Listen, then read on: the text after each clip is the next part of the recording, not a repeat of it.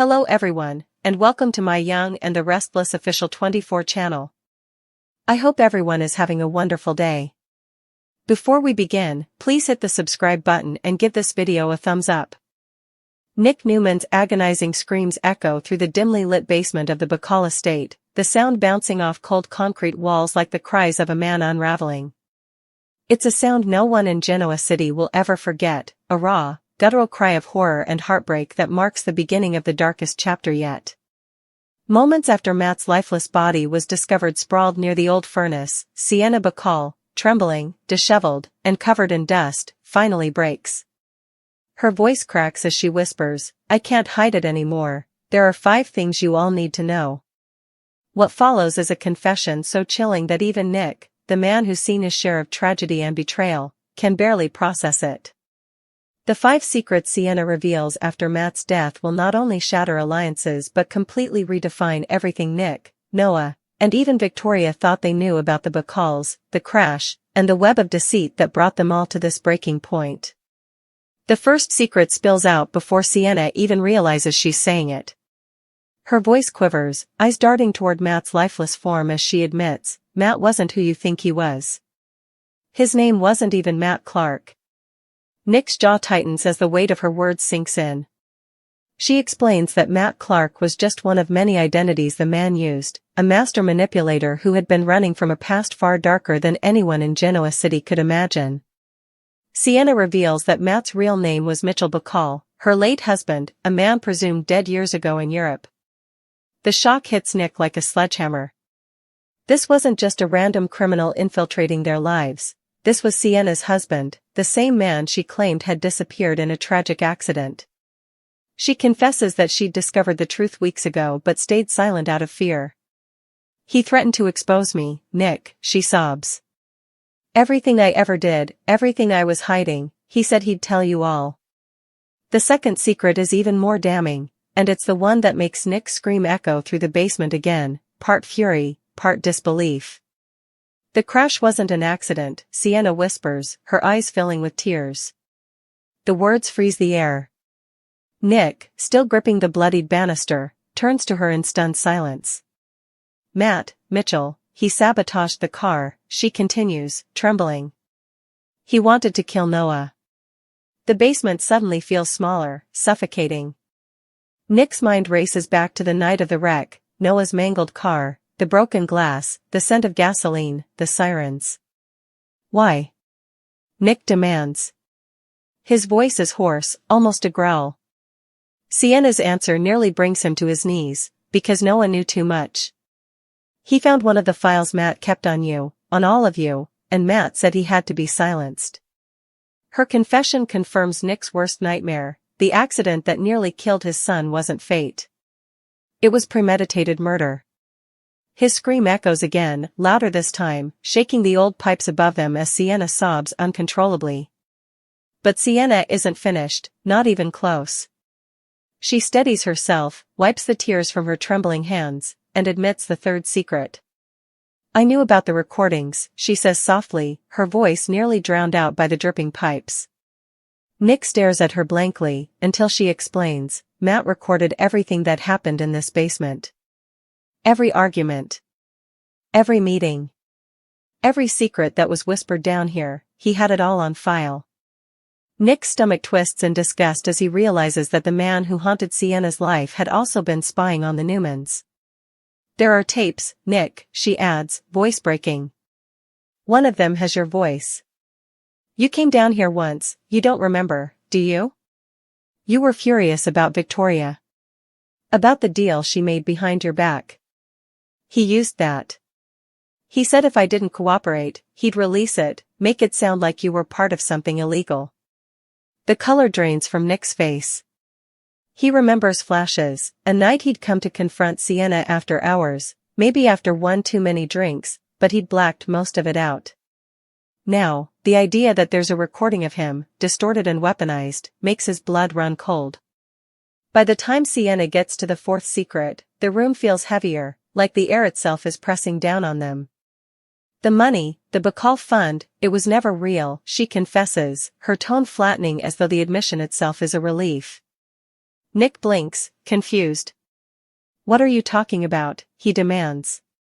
Sienna's eyes glisten under the flickering light as she explains that the so-called Bacall fund, the investment Matt and she had used to lure in high-profile backers, including one of Victor's overseas contacts, was a front. A money laundering operation designed to move millions through shell companies connected to international arms deals. Matt told me it was all cleaned up, she whispers. That he'd gone legit. But it was all a lie. Every dollar, every project, it was blood money. She takes a deep breath and looks directly at Nick. And you, Nick, your company's expansion into London? It was financed with that same money. The words hit like a thunderclap. Nick's heart slams against his chest as the realization hits him, his hands aren't clean. Without knowing it, he's been funding Newman Media's expansion with dirty money tied to the Bacall's criminal empire. His screams this time are primal, the sound of a man realizing his legacy, his family's name, is tainted. Sienna's final secret comes not as a whisper, but as a confession screamed through tears. I didn't just lie about the money. I lied about the baby. The words freeze Nick in place. What baby? He rasps, though part of him already knows. Her lips tremble as she answers, the one I told you wasn't yours. The world seems to tilt. The basement goes silent except for the faint hum of the furnace. You said, you swore, Nick starts, but Sienna interrupts, sobbing uncontrollably. I lied because Matt told me to. He said if I told you the truth, he'd make sure the baby never made it. I had to protect it, Nick, I had to protect you. The raw anguish in her voice slices through the suffocating silence. The truth is out now, the fifth and most devastating secret, the baby Sienna claimed was fathered by someone else, was actually Nick's. Every denial, every tearful lie, was part of a twisted scheme orchestrated by Matt to destroy Nick piece by piece.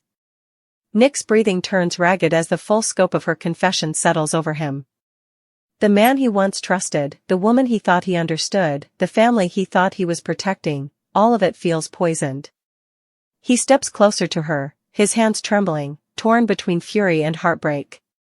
You could have told me, he says, his voice low and cracking. You could have stopped all of this. Sienna shakes her head, collapsing against the wall. I tried, Nick. I tried so many times. But Matt was always watching.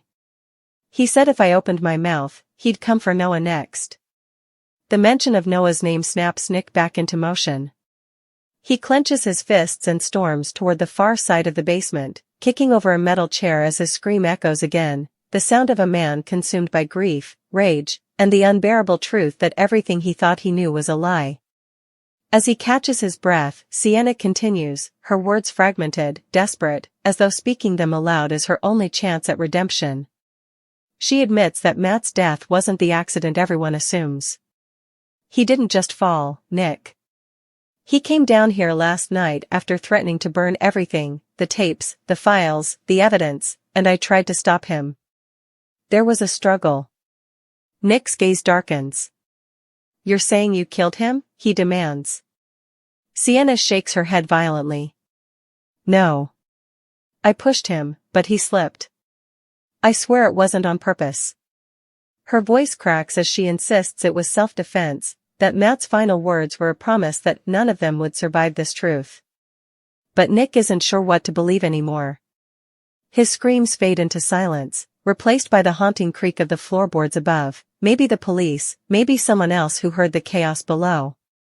The hours that follow are a blur of flashing lights, sirens, and investigators combing through the basement's dark corners.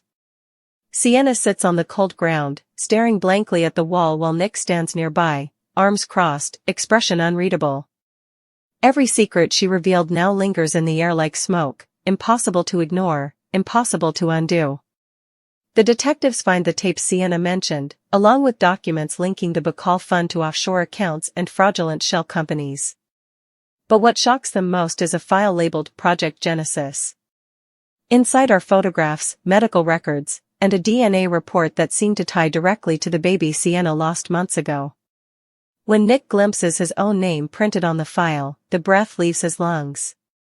It's the final confirmation he didn't want but already knew deep down. Sienna's fifth secret was true. Later, when the house finally empties and the flashing lights fade into the distance, Nick returns to the basement alone. The faint smell of oil and blood lingers in the air, along with the ghostly echoes of Sienna's voice. He stares at the spot where Matt's body once lay and feels a chill crawl up his spine. The darkness down there feels alive, as if the walls themselves remember every scream, every lie, every secret that was buried beneath the floorboards. His reflection in the basement window looks haunted, almost unrecognizable. For years, Nick Newman has been a man defined by his sense of justice, his fierce loyalty to family. But tonight, something inside him changes. The scream that once tore from his throat now simmers quietly beneath the surface, a silent vow for vengeance, not just for what Matt did, but for the lies that cost him his peace, his trust, and maybe even the child he never got to hold. Upstairs, Sienna sits alone, staring at her trembling hands. Every secret she's carried has now been laid bare, but the relief she expected never comes. Instead, she feels hollow, as though the truth has carved something out of her she'll never get back. She can still hear Nick's screams echoing in her mind, can still see the look of betrayal in his eyes. It's over, she whispers to herself, though deep down she knows it's not. Because in Genoa City, nothing ever stays buried, not even in the basement. And as dawn creeps over the Bacall estate, the foundation of everything begins to crack. The tapes, the fund, the lies, they're all evidence now, but the fallout is only beginning. Sienna's 5 secrets have set off a chain reaction that will ripple through the Newmans, the Abbotts, and beyond. For Nick, the basement will forever be a reminder, not just of the night he screamed, but of the moment everything he believed in came crashing down. The echoes of that scream will haunt him for a long time, but somewhere within the pain, there's a flicker of resolve. He will find the rest of the truth, no matter what it costs. And when he does, Genoa City will never be the same again. The night after the chaos in the Bacall basement, Genoa City feels strangely still, as if the whole town senses that something dark has shifted beneath its surface. At the Newman Ranch, Victor sits in his study, cigar untouched, staring at a manila folder that Michael Baldwin just delivered. The contents are enough to make even the mustache pause. Photos. Banking ledgers. Digital transfers tied to the Bacall fund. And in the center, Nick's name attached to several offshore accounts that he never authorized. He didn't know, Michael assures him quietly, but Victor doesn't answer right away. His expression is unreadable, a storm brewing behind his eyes. He finally mutters, "My son has walked into the devil's trap." Meanwhile, at the Abbott guest house, Sienna sits alone on the edge of a borrowed bed. Her eyes are swollen from crying, her voice hoarse from hours of interrogation. The police have released her for now, pending further investigation. But she knows they don't believe her story about Matt's fall. Not entirely. Detective Chance Chancellor had looked her straight in the eyes and said, "If you're lying about how he died, Sienna, I'll find out." She wanted to scream that she wasn't lying, that she'd spent months terrified, trapped in a nightmare of Matt's making, but the words had crumbled in her throat. Now, with Matt gone and Nick avoiding her calls, all she has left is silence and guilt. Down the street, Nick paces the dark halls of his house. The air feels heavy, filled with echoes of everything Sienna confessed. Every time he closes his eyes, he sees Matt's lifeless face, the flicker of the basement light, the trembling of Sienna's hands as she spoke those 5 words, "I can't hide it anymore." Each revelation gnaws at him, the fake name, the sabotage, the tapes, the dirty money, the baby. Especially the baby. The idea that he might have had another child, a life stolen before it even began, is almost too much to bear. He slams his hand against the wall, fighting the urge to scream again. His knuckles bleed, but the pain feels like the only thing keeping him grounded. He flashes back to that night, to the sound of his own voice echoing off concrete, to the sight of Sienna's tear-streaked face. "Why didn't you tell me?" he'd shouted. And she had answered, "Because I didn't think you'd forgive me." That line replays in his mind on a loop, a cruel melody he can't turn off. Forgiveness. It's something Nick has given to so many people, to Sharon, to Phyllis, even to Victor when his father's manipulations crossed every line. But with Sienna, it feels impossible. She didn't just lie, she let him believe his son's accident was random. She let him grieve a baby he didn't even know was his. And for what? To protect herself? To protect him? The next morning, the doorbell rings. When Nick opens the door, he finds Victoria standing there, her face pale, her eyes rimmed with worry. "Dad told me everything," she says softly.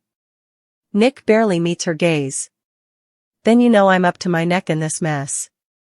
She steps inside, glancing around at the chaos, the scattered papers, the untouched coffee, the broken glass on the floor. "You didn't know about the money," she insists. "Sienna and Matt set this up." Nick laughs bitterly. "Yeah, well, ignorance doesn't wash the blood off my hands, does it?" Victoria moves closer, lowering her voice. "Look, Michael's already talking to the feds. They're freezing accounts and tracking the transfers. But there's more." Nick looks up sharply. "More?"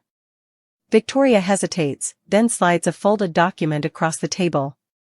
"It's about the tapes." Nick's stomach drops. He unfolds the paper and reads the header, "Audio file transcripts, Bacall Estate basement." Below it, a date, nearly 3 months ago, and a single line that makes his blood run cold. Nick Newman discusses potential cover-up. His eyes widen.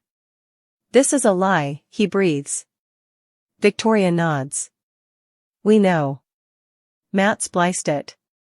Michael says it's been edited, heavily. But it's already out there." Nick stares at her in disbelief.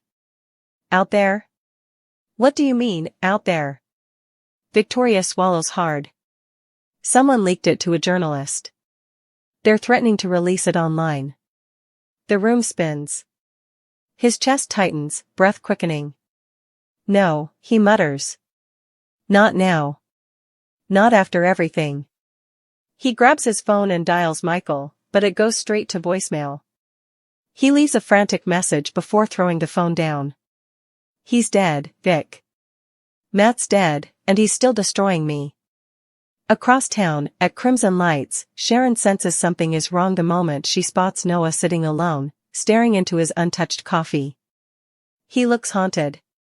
"You should be resting," she says gently, sliding into the seat across from him. "Mom, I can't rest," Noah replies, voice barely above a whisper. "I keep hearing it," Dad screaming. "I heard it through the vents that night. I didn't know what was happening, but I heard it."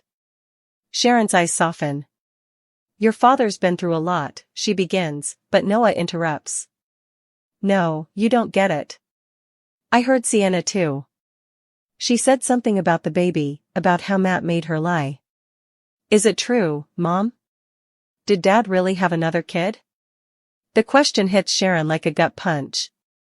She knows it's not her place to confirm or deny, that's Nick's truth to tell. But she also knows Noah's been drowning in guilt since the crash. "Your father will tell you when he's ready," she says softly, reaching for his hand. But Noah pulls away. "He's not ready, Mom. He's broken." Later that afternoon, at the Genoa City Police Department, Chance reviews the evidence spread across his desk. The case file on Matt Clark, or rather, Mitchell Bacall, reads like a psychological thriller: identity theft, corporate fraud, offshore laundering, and suspected homicide. But what catches his eye are the handwritten notes Sienna had scrawled on the back of an envelope. He said Project Genesis would end it all. Chance frowns, flipping through the attached files. There's no record of Project Genesis anywhere, no financial trail, no official documentation.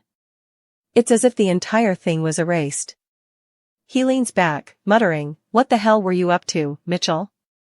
Meanwhile, Sienna receives an anonymous message on her phone. "You think Matt's gone? Think again." Her hands shake as she reads it over and over. Her mind spins. Could Matt still be alive? No, she saw his body. She saw the paramedics cover him. But the message is followed by a photo, grainy, but unmistakable. It shows a shadowy figure walking through an alley in London, wearing Matt's old jacket. Her breath catches.